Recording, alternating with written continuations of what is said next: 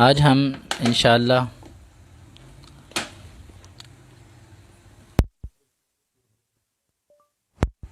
جو ہے وہ 7 جس میں اللہ کے نبی صلی اللہ علیہ وسلم کا خط ہے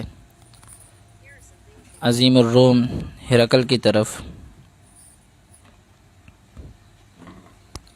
انشاءاللہ یہ سمجھیں گے، پڑھیں گے، جانیں گے، اس سے نکلنے والے نکات انشاءاللہ اخذ کریں گے۔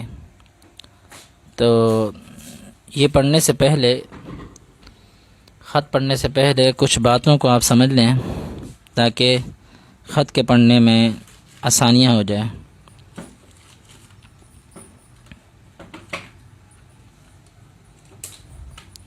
کہ اس خط میں کچھ مقامات اور کچھ ہستیوں کا ذکر ہے جن میں ابو سفیان رضی اللہ تعالیٰ عنہ کا نام آئے گا، دحیہ کلبی کا نام اس خط سے تھوڑی سی قبل گزر چکا ہے، ہرقل کا نام آئے گا، ابن ابی کبشہ یہ ذکر ہوگا، بنی الاسفر یہ ذکر ہوگا، ابن الناطور اس کا تذکرہ ہوگا، ملک شام کا بھی ذکر ہوگا، ایلیاہ کا بھی ذکر ہوگا، روم کا بھی ذکر ہوگا، غسان کے بادشاہ کا بھی ذکر ہوگا، ہرقل کا ایک دوست ہے اس کا بھی تذکرہ ہوگا۔ یہ کچھ تقریباً 11 شخصیات اور مقامات جو ہیں وہ آج کے اس خط میں ہم پڑھیں گے، اس لیے آپ کو بات پہلے ذکر کر دی تاکہ جب آپ پڑھیں تو آپ کو معلوم ہو کہ ہم ان شخصیات کے متعلق پڑھ رہے ہیں، اور ساتھ ساتھ تھوڑی بہت ان کی وضاحت بھی ہم پڑھتے ہوئے کر دیں گے انشاءاللہ۔ بسم اللہ الرحمن الرحیم۔ من محمد عبد اللہ ورسولہ الی ہرقل عظیم الروم، اللہ تعالیٰ کے نام کے ساتھ جو بڑا مہربان، بڑا ہی رحیم ہے، بہت زیادہ رحم کرنے والا ہے۔ من محمد عبد اللہ، یہ خط جو ہے وہ لکھا جا رہا ہے محمد صلی اللہ علیہ وسلم کی طرف سے جو اللہ کے بندے ہیں، ورسولہ اور اس کے رسول ہیں۔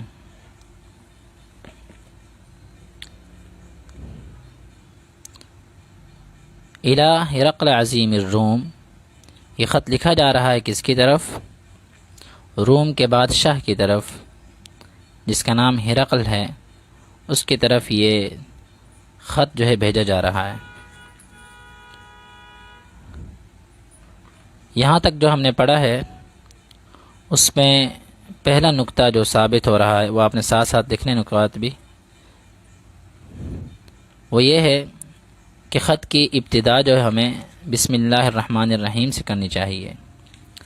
ہم اس میں کتراتے ہیں، شرماتے ہیں کہ جی ہو سکتا ہے وہ کاغذ کا ٹکڑا نیچے گر جائے گا، یہ ہو جائے گا، وہ ہو جائے گا۔ ایسی کوئی بات نہیں ہے۔ اگر ایسی بات ہوتی تو اللہ کے رسول صلی اللہ علیہ وسلم بسم اللہ کبھی نہ لکھتے ہیں۔ پھر یہاں پہ ایک اور بات غور کریں، بسم اللہ الرحمن الرحیم قرآن کی آیت ہے، جیسے سورہ نمل میں آتا ہے انہ من سلیمان و انہ بسم اللہ الرحمن الرحیم۔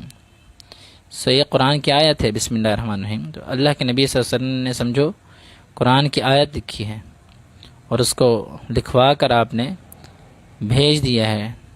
راستے میں ممکن ہے وہ گر بھی سکتا ہو، ممکن ہے کہ جس کو دیا جائے وہ اس کی تعظیم نہ کرے، جیسا کہ ایک بادشاہ نے اسے ٹکڑے ٹکڑے کر دیے تھے۔ یعنی اس طرح جو ہے وہ ساری چیزیں آپ کے ذہن میں تھیں آپ صلی اللہ علیہ وسلم کے، لیکن آپ نے پھر بھی بسم اللہ لکھی۔ جیسا کہ آج کل ایک فتنہ اٹھا ہوا ہے، کیونکہ ہم نے جب حدیث پڑھنی ہے یا قرآن پڑھنا ہے، سمجھنا ہے، تو ہم نے دور حاضر کو لازمی اٹیچ کرنا ہے۔ دور حاضر کو جب تک آپ اٹیچ نہیں کریں گے، آپ ایک عالم، آپ ایک عالمہ جو ہے وہ نہیں بن سکتے صحیح معنوں میں۔ دور حاضر میں کیا فتنہ اٹھا ہوا ہے؟ یہ فتنہ اٹھا ہوا ہے کہ جی قرآن کی آیتیں ایک دوسرے کو سینڈ نہیں کرنی چاہیے، یہ ڈیلیٹ ہو جاتی ہیں، یہ ہو جاتی ہیں، وہ ہو جاتی ہیں۔ یہ اصل میں کفار کی سازش ہے۔ وہ چاہتے ہیں کہ یہ لوگ قرآن سے دور ہو جائیں، ان کا قرآن سے کوئی تعلق نہ رہے۔ وہ چاہتے ہیں کہ یہ آہستہ آہستہ آہستہ، کیونکہ جو سوشل میڈیا ہے انہوں نے بنایا تھا یہ سویٹ پائزن، یہ میٹھا زہر بنایا تھا انہوں نے، لیکن ہم جو ہے اس میٹھے زہر کو، ان کے اس میٹھے زہر کو میٹھا شہد بنانا چاہتے ہیں، قرآن و حدیث سے اس کو سینڈ کر کے، فارورڈ کر کے، شیئر کر کے۔ لیکن انہوں نے ہمارے اندر یہ سازش رچا بسا دی ہے کہ جی کوئی اس طرح نہیں کرنا چاہیے۔ میں نے ایک شخص سے پوچھا کہ جی آپ نے فہم القرآن گروپ لیفٹ کیا، اس کی کیا وجہ ہے؟ تو وہ کہتے ہیں یار اس میں جو ہے وہ قرآن کی آیت حدیثوں والا معاملہ ہوتا ہے، تو اس لیے جو ہے نا میں نے اس کو لیفٹ کر دیا کہ وہ کبھی آیت آئے تو وہ ڈیلیٹ ہو جاتی ہے، حدیث آئے تو وہ ڈیلیٹ ہو جاتی ہے، تو یہ اچھا نہیں ہے۔ تو میں نے کہا اگر استاد سمجھا رہا ہو بلیک بورڈ یا وائٹ بورڈ پہ، اور وہ کوئی قرآن کی آیت لکھے، اب سمجھانا بھی تو ہے، اور پھر کیا وہ لکھی رہے گی ہمیشہ کے لیے؟ مٹانی تو پڑے گی۔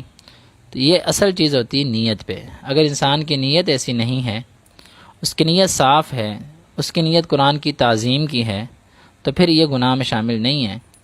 اس لیے یہ کفار کی ایک سازش ہے، اسے سمجھیے۔ بسم اللہ الرحمن الرحیم۔ یہ پہلا نقطہ کہ جب بھی آپ کوئی خط لکھیں، کوئی اہم بات لکھیں، کسی بھی اچھی چیز کا آغاز کریں، آپ کوئی کتاب لکھنا چاہتے ہیں، آپ کوئی مضمون لکھنا چاہتے ہیں، آپ کوئی کالم لکھنا چاہتے ہیں، آپ کوئی تحریر لکھنا چاہتے ہیں، تو آپ اس کے شروع میں جو ہے نا وہ بسم اللہ لکھیے۔ یہ نقطے جو ہے آپ سب لکھتے جائیے، یہ بھی لکھتے جائیے بسم اللہ لکھ کے، تمام نکات لکھتے جائیے۔ پھر جو ہے میں اسپیشل پوچھوں گا پرسنل میں کہ ہاں بھئی آپ نے لکھے ہیں تو مجھے سینڈ کریں، پھر آپ نے سینڈ بھی کرنے۔ بسم اللہ الرحمن الرحیم۔ من محمد عبد اللہ و رسولہ الی ہرقل عظیم الروم۔ یہ خط محمد صلی اللہ علیہ وسلم جو اللہ کے بندے اور اس کے رسول ہیں۔ یہاں پہ ایک دوسرا نقطہ واضح ہوتا ہے کہ محمد صلی اللہ علیہ وسلم اللہ کے بندے بھی ہیں اور اللہ کے رسول بھی ہیں۔ یہاں پہ اب یہ نہیں ہے من محمد عبد اللہ و نور من نور اللہ و رسولہ کہ محمد صلی اللہ علیہ وسلم اللہ کے بندے اور نور من نور اللہ ہیں، اللہ کے رسول ہیں، ایسی بات بھی نہیں ہے۔ اس لیے ہمیں آپس میں کوئی اختلاف، کوئی جھگڑا نہیں کرنا چاہیے، بلکہ دیکھیں جو چیز دلیل سے بات ثابت ہو جائے، جو چیز پروف سے ثابت ہو جائے، ہمیں اسے مان لینا چاہیے۔ ہمیں زیادہ جو ہے وہ نہ ہی تعصب اختیار کرنا چاہیے، تعصب میں جانا ہی نہیں چاہیے، اور نہ ہی ہمیں قرآن و حدیث کے منہج سے ہٹنا چاہیے۔ ہمیں اعتدال کے ساتھ جو ہے وہ زندگی گزارنی چاہیے۔ اس میں یہ نقطہ واضح ہو رہا ہے کہ اللہ کے نبی صلی اللہ علیہ وسلم اللہ کے بندے ہیں، اور عبد جو ہے اس کی میں نے ڈیفینیشن کی ہوئی ہے۔ یہ جو ہمارا فہم القرآن کا لیکچر تھا عقیدے کے لحاظ سے، دوسرا عقیدہ بالرسالت، ایمان بالرسالت والا، اس میں عبد کی میں نے بہت کھل کے وضاحت کی ہے، مختصر میں عرض کر دیتا ہوں۔ عبداللہ، عبد کا معنی ہوتا ہے غلام، عبد کا معنی ہوتا ہے غلام، یعنی اللہ کا غلام ہوں۔ اور غلام جو ہوتا ہے وہ اپنے آقا کے ایک ایک فرمان کا جو ہے وہ تابعدار ہوتا ہے، اس کو بات ماننی پڑتی ہے، اس کا دل کرے اس کا دل نہ کرے، اس کو اس پہ چلنا پڑتا ہے۔ تو اللہ کے نبی صلی اللہ علیہ وسلم اپنے آپ کو کہہ رہے ہیں میں عبداللہ ہوں و رسول، اور میں اللہ کا رسول ہوں۔ یہاں سے یہ بات بھی واضح ہو رہی ہے کہ اللہ کے نبی صلی اللہ علیہ وسلم جہاں عبداللہ ہے وہاں رسول اللہ ہے۔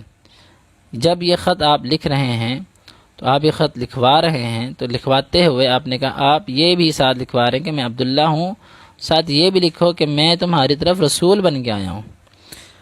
الی ہرقل عظیم الروم، عظیم روم، روم کے بادشاہ ہرقل کی طرف جو ہے وہ خط لکھا جا رہا ہے۔ یہاں پہ ایک دوسرا نقطہ جو ہے واضح ہوتا ہے، بلکہ تیسرا نقطہ، وہ کیا؟ ہرقل عظیم الروم، روم کے بادشاہ کی طرف آپ نے خط لکھا ہے۔ وہ نقطہ یہ ہے کہ ہمیں بھی ایسے لوگ جو صاحب حیثیت ہوں، صاحب ثروت ہوں، عہدوں پر فائز ہوں، وہ بڑے بڑے عہدوں والے ہوں، ہمیں انہیں اسلام کی دعوت دینی چاہیے۔ اگر وہ مسلمان ہیں لیکن نافرمان ہیں، لیکن وہ انصاف اور عدالت قائم نہیں کر رہے، لیکن وہ مظلوموں کا ساتھ نہیں دے رہے، ظالموں کے حق میں ہیں، ہمیں ان کو اسپیشل دعوت دینی چاہیے۔ ایک تو ہوتی ہے نا کہ عام ممبروں سے صدائیں بلند ہوتی ہیں، عام جو ہے وہ دروس سے صدائیں بلند ہوتی ہیں، سوشل میڈیا سے صدائیں بلند ہوتی ہیں۔ ایسے لوگوں کو اسپیشل دعوت دینی چاہیے ایسے لوگوں کے پاس جانا چاہیے، ایسے لوگوں کے قریب جا کر انہیں دعوت دینی چاہیے کہ جی آپ اس طریقے سے اس نظام کو بہتر بنا سکتے ہیں۔ یہ ایک تیسرا نقطہ ہمارے سامنے تھا کہ صاحب مناصب عہدے والوں کو اسلام کی دعوت دی جائے۔ سلام علی من اتبع الہدی، سلامتی ہو اس پر جس نے ہدایت کی پیروی کی۔ یہاں ایک چوتھا نقطہ آپ سمجھ لیجئے، سلامتی ہو اس پر جس نے ہدایت کی پیروی۔ آپ علیہ الصلوۃ والسلام نے یہ نہیں کہا کہ ہرقل سلام علیک، آپ پر سلامتی ہو، نہیں، آپ نے کہا سلام علی من اتبع الہدی، اگر تو نے ہدایت کی پیروی کی سلامتی پھر ہو تجھے میری طرف سے، میں پھر تجھے سلامتی کی دعا دیتا ہوں۔ اگر تو نے ہدایت کی پیروی نہیں کی تو کوئی سلامتی نہیں ہے۔ یہاں نقطہ یہ ثابت ہو رہا ہے کہ جو غیر مسلم ہیں، جو غیر مسلم ہیں یا جو اسلامی ممالک میں نہیں رہتے، غیر اسلامی ممالک میں رہتے ہیں، ان کا پتہ بھی نہیں ہے آپ کو مسلمان ہے کہ نہیں پتہ۔ ایک تو ایک اسلامی ممالک میں جس طرح یہاں پہ 97%، 98% مسلمز ہیں، تو آپ ان کو تو السلام علیکم السلام کہہ سکتے ہو، لیکن آپ چلے گئے کسی اور ملک میں، وہ اسلامی ملک نہیں ہے، اور آپ نے اس کی آبادی کا تناسب چیک کیا تو آپ کو معلوم ہوا کہ جی یہاں پر تو اکثر لوگ جو ہے وہ غیر مسلم ہیں۔ تو یہاں سے ہمیں یہ اللہ کے نبی صلی اللہ علیہ وسلم ایک نقطہ دے رہے ہیں، ایک بات سمجھا رہے ہیں کہ آپ نے پھر ان کو سلام ایسے کرنا ہے، کیونکہ ان کے ساتھ تعلقات بھی ہمارے ہیں، ان کے ساتھ بات چیت بھی ہے۔ جیسے آپ کی اب تو موبائل ہے، موبائل کے اندر آپ کو شاید غیر اسلامی ممالک سے بھی میسیجز آتے ہوں گے، تو آپ نے ان کو سلام کیسے کرنا ہے، وہ یہ طریقہ ہے، سلام علی من اتبع الہدی۔ آپ ان کو دعوت دے رہے ہیں اسلام کی، تو دعوت دینے سے پہلے ان کو سلام کہیں، اس طریقے سے سلام کہیں، آپ پر سلامتی ہو، لیکن جب آپ ہدایت لے کے آئیں۔ اما بعد فإنی ادعوک، حمد و ثنا کے بعد فإنی ادعوک، اما بعد جو ہے نا لفظ اما بعد، اس کے اندر جو ہے وہ اللہ کی حمد اور اللہ کی ثنا جو ہے وہ موجود ہے، یعنی اللہ کی حمد و ثنا کے بعد اب میں جو اپنا مدعا ہے وہ آپ کے سامنے پیش کرنے والا ہوں۔ فإنی ادعوک بدعایۃ الاسلام، میں آپ کو دعوت دے رہا ہوں اسلام کی دعوت۔ اسلم تسلم، اگر آپ اسلام قبول کریں گے تو آپ جو ہیں وہ محفوظ رہیں گے۔ یہاں پہ ایک بڑا ہی خوبصورت سا 5واں نقطہ ہمارے سامنے آتا ہے کہ اسلام لانے سے انسان محفوظ رہتا ہے۔ یہ لوگوں کی غلط باتیں ہیں کہ جو مسلمان ہیں وہ جب اسلام لے آتے ہیں تو وہ فقر کا شکار ہو جاتے ہیں، وہ فاقوں کا شکار ہو جاتے ہیں، وہ یہ ہو جاتے ہیں، وہ ہو جاتے ہیں۔ یہ ایک الگ بات ہے، یہ فقر و فاقہ جو ہے ایک عارضی چیز ہے۔ جس چیز کا آپ کو معلوم ہو کہ یہ عارضی ہے، ٹیمپریری ہے، اس کی کوئی اہمیت نہیں ہوتی، یہ بات ذہن میں رکھیے۔ جو چیز عارضی ہو اس کی کوئی اہمیت نہیں ہے، جو چیز پرماننٹلی ہوتی ہے، مستقل ہوتی ہے، اہمیت اس کی ہوتی ہے۔ اگر آپ اسلام لے کے آئے ہو اور آپ کو ہمیشہ کے لیے اللہ جو ہے وہ فاقوں کا شکار کر دے، یہ پھر آپ کے ساتھ زیادتی ہے۔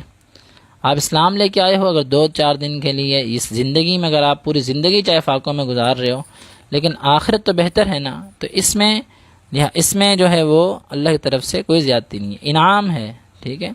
آپ اسلام لے کے آئے تو آپ محفوظ ہو چکے ہو ہر قسم کے عیب سے، ہر قسم کی سزا سے۔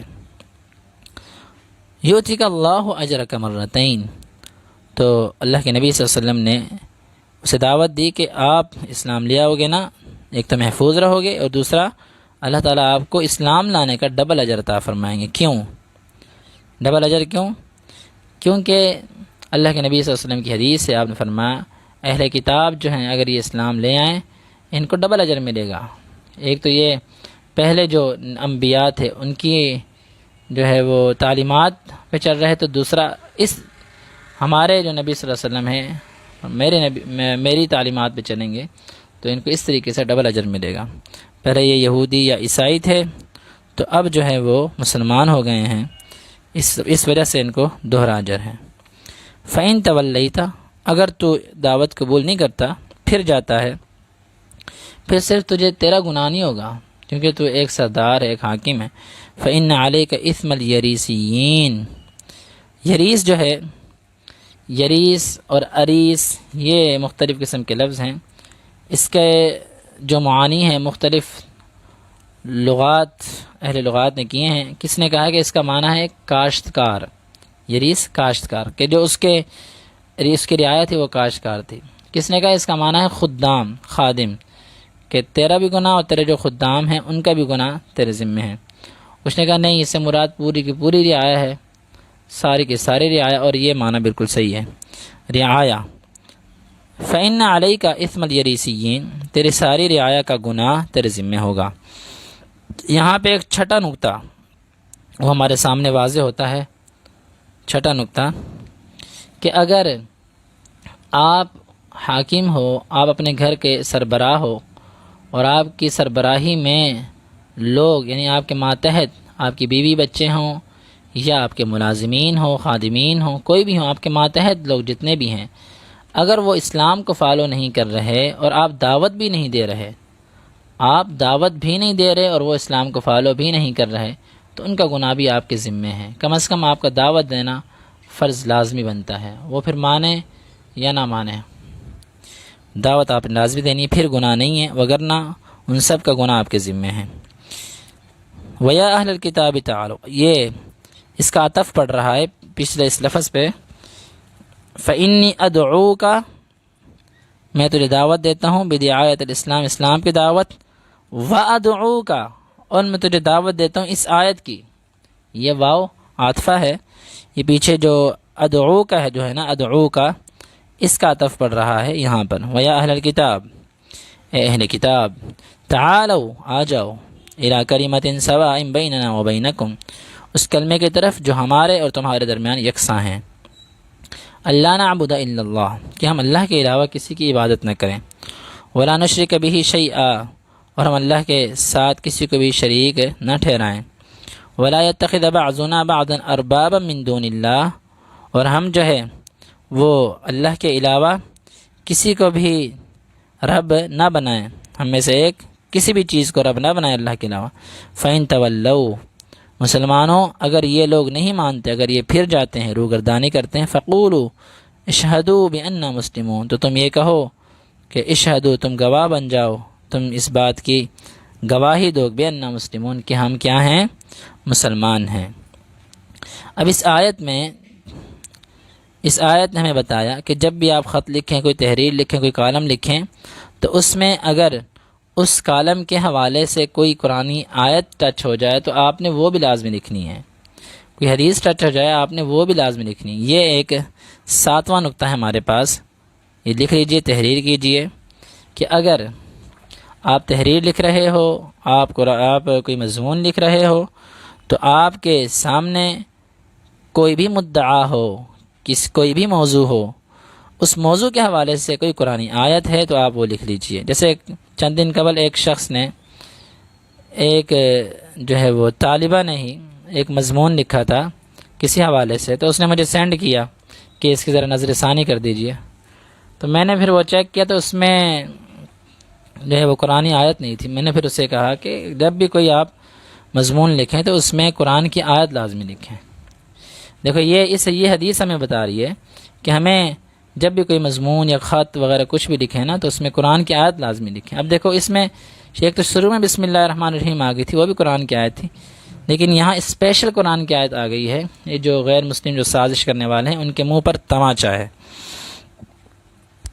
قال ابو سفیان، اب یہ آپ صلی اللہ علیہ وسلم کا خط تھا، اتنا مختصر مگر جامع۔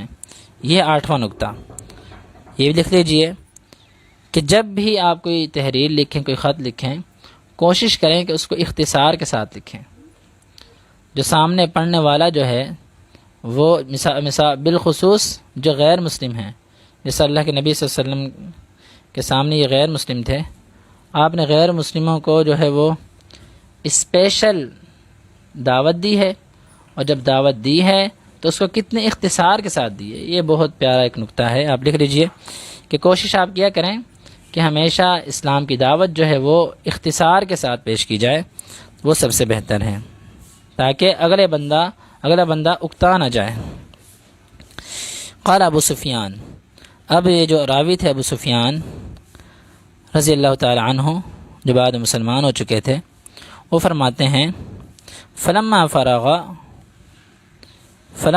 قال ما قال، پھر جب اس نے کہا جو اس نے کہا، مطلب یہ جو ہرقل تھا، ہرقل، اس نے خط پڑھنے کے بعد جو اس نے کہنا تھا سو کہہ دیا.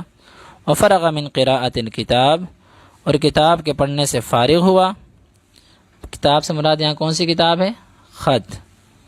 الکتاب خط لکھ لیجئے، یہاں الکتاب سے مراد خط ہے. خط پڑھنے سے وہ فارغ ہوا، کیونکہ الکتاب جو ہے وہ تحریر میں آ جاتا ہے نا، وہ تحریر پڑھنے سے فارغ ہوا.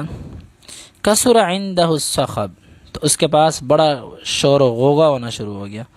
ظاہری بات ہے، ہونا بھی تھا کہ سارے غیر مسلم بیٹھے ہوئے ہوں اور پڑھنے والا خط بھی کون ہو؟ وہ وقت کا حاکم ہو، بادشاہ وقت ہو، وہ پڑھے.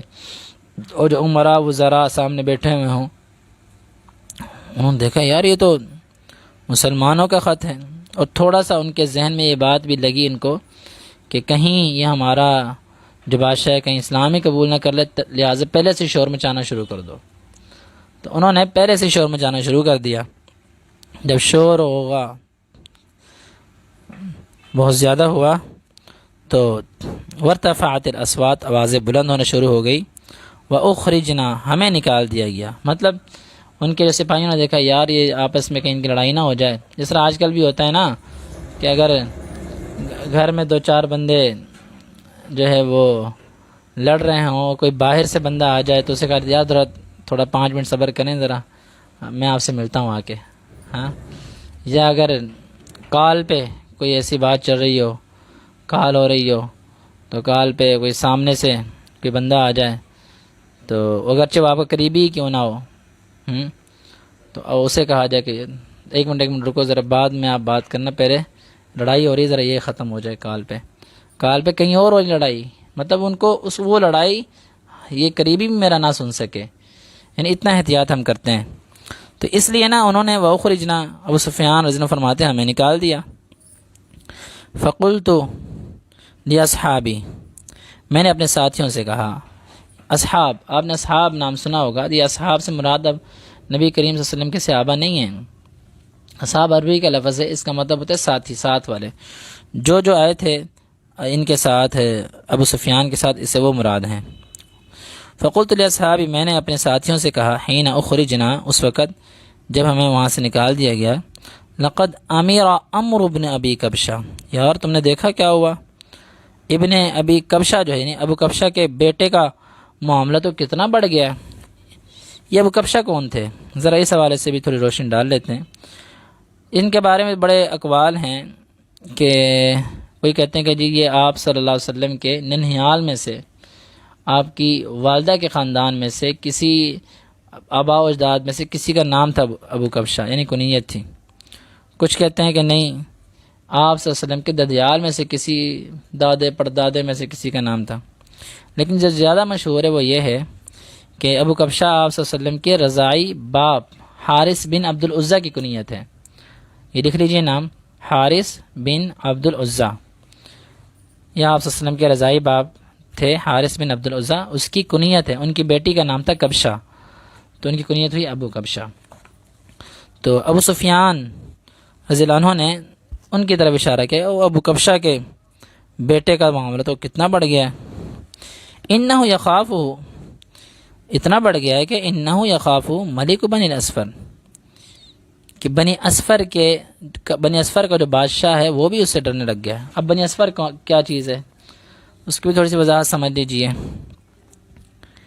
بنی اسفر یہ اگر آپ پڑھیں گے فتح الباری تو اس کے اندر آپ کو مل جائے گا، ان جدہم روم بن عیس، ان کا جو دادا تھا بنو اسفر کا وہ روم بن عیس تھا. تزوج بنت ملک الحبشہ، اس نے جو شادی کی تھی وہ کی تھی حبشہ کا جو بادشاہ تھا اس کی بیٹی یعنی حبشہ کی شہزادی کے ساتھ. فجاء لون ولدہ بین البیاض والسواد، کیونکہ یہ سفید رنگ کے تھے وہ سیاہ رنگ کے تھے، تو جب سفید کے سیاہ سے شادی ہوئی تو ان کی جو اولاد ہوئی وہ ہوئی زرد رنگ کی. تو الاسفر کا معنی ہوتا ہے زرد، اسفر کا معنی کیا ہوتا ہے؟ زرد رنگ. تو کہتے ہیں وہ اس وجہ سے یہ ایک قول ہے، یہ کوئی حدیث نہیں ہے، قول بیان کیا جا رہا ہے، ابن انباری رحمہ اللہ نے قول بیان کیا ہے، لیکن ابن ہشام نے رحمہ اللہ انہوں نے التیجان جو ان کی کتاب ہے اس میں ذکر کیا ہے کہ انما لقب الاسفر لان جدته سارہ زوج ابراہیم حلته بالذهب، کہ ابراہیم علیہ السلام کی جو زوجہ تھی نا سارہ، یہ ان کی یعنی ان کے آباء و اجداد میں سے ان کی دادی یا پردادی لگتی تھی ابراہیم علیہ السلام کی بیوی، حلته بالذهب، اور وہ اکثر جو ہے وہ سونے کو پہن کے رکھتی تھی، تو سونا زرد رنگ کا ہوتا ہے، تو اس وجہ سے ان کا جو لقب ہے وہ پڑ گیا اسفر۔ اب واللہ عالم اصل کیا اس میں وجہ ہے جس کی وجہ سے انہیں اسفر کہا جاتا ہے، لیکن بات جو ہم نے سمجھنی ہے وہ یہ ہے ملک بنی الاسفر، جو رومی تھے نا، رومی باشندے، وہ سارے کے سارے بنی اسفر کہلاتے تھے، اور ان کا بادشاہ جو تھا یہ ہرقل تھا۔ ابو سفیان کہتے ہیں یہ بھی ڈر رہا ہے اس سے، فما زلت موقنا، جب میں نے یہ دیکھا نا کہ یار یہ بھی ڈر رہا ہے، تو پھر تو مجھے یقین ہی ہو گیا انہ سیظہر حتی ادخل اللہ علیہ الاسلام، کہ اب جو ہے انہ سیظہر، اللہ کے نبی صلی اللہ علیہ وسلم ان قریب غالب آنے والے ہیں۔ اور پھر ایسا ہوا کہ اللہ تعالیٰ نے مجھے مسلمان کر دیا، حتیٰ کہ ادخل اللہ نے داخل کر دیا علیہ مجھ پر اسلام کو، مطلب میں مسلمان ہو گیا، اللہ نے مجھے مسلمان کر دیا۔ وکان ابن الناطور، اب یہاں تک علیہ الاسلام تک جو روایت ہے یہ ابو سفیان کر رہے ہیں۔ اب جو اگلی روایت ہے نا وکان ابن الناطور، اگلا حصہ روایت کا کہ ابن ناطور صاحب ایلیا وغیرہ، یہ آپ دیکھیں گے سند کے اندر ایک راوی ہے زہری جو راوی ہے محمد بن مسلم بن شہاب، ان کا جو مکمل نام ہے محمد بن مسلم بن شہاب الزہری رحمہ اللہ۔ اب یہاں سے اگلا حصہ وہ روایت کر رہے ہیں امام زہری، وہ فرماتے ہیں وکان ابن ناطور جو ہے نا صاحب ایلیا و ہرقل، کیونکہ ابن ناطور یہ بعد میں مسلمان ہو گیا تھا، جس نے اس وقت کے مناظر دیکھے تھے۔ یہ جو منظر چل رہا ہے آپ کے سامنے یہ سن 6 ہجری کا ہے، سن 6 ہجری، اور ابن ناطور جو بعد میں مسلمان ہو، اس نے پھر یہ زہری سے یہ بات بیان کی کہ میں نے ایسے جو ہے وہ منظر میں نے دیکھا تھا خود۔ اب زہری جو ہے وہ یہ بات ابن ناطور سے لے رہے ہیں۔ وکان ابن ناطور صاحب ایلیا، ابن ناطور یہ ایلیا کے حاکم تھے، صاحب ایلیا کے حاکم تھے، وہ ہرقلا اور ہرقل کے ساتھی تھے، دوست تھے۔ اسقف علی نصار الشام، اور شام کے جو عیسائی تھے ان کے یہ پادری تھے۔ اسقفہ آپ پوپ کہہ سکتے ہیں، آپ پادری کہہ سکتے ہیں، اسقفہ کا معنی علی نصار الشام، شام کے عیسائیوں کے یہ پادری تھے۔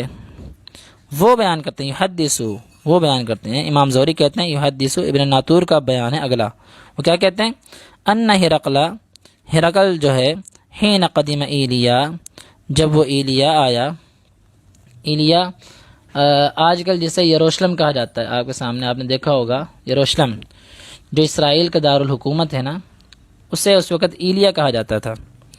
ہرقل جب یعنی یروشلم آیا، ایلیا آیا، اصبح خبیث النفس، یہ ابن ناطور کے الفاظ ہیں، اصبح خبیث النفس، وہ اس نے صبح کی اپنے نفس کی خباثت کے ساتھ، مطلب اس کا کیا ہے کہ مطلب پریشانی کی حالت میں اس نے صبح کی۔